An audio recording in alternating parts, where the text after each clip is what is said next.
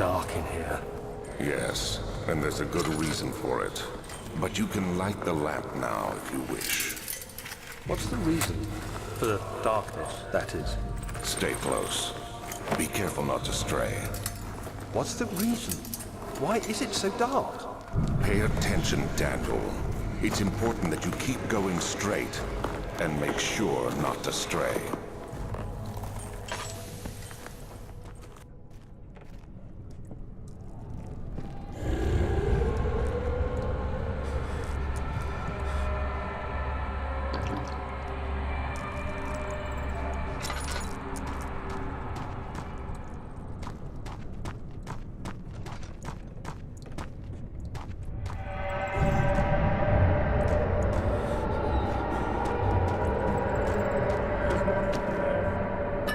Everything's gone.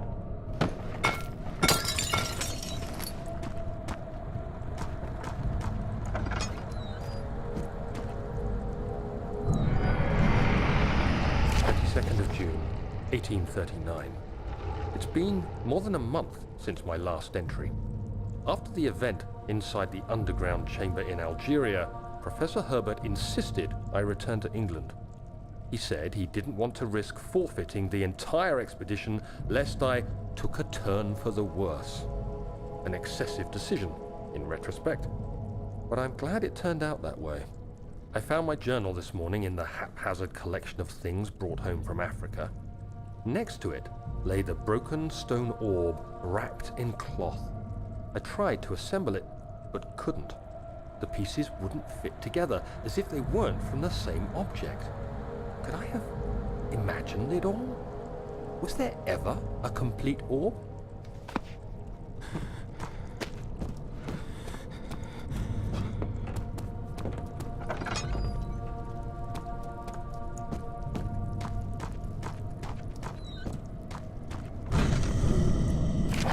June 1839. I feel the need to continue this journal, even though it was intended for my journey to Africa.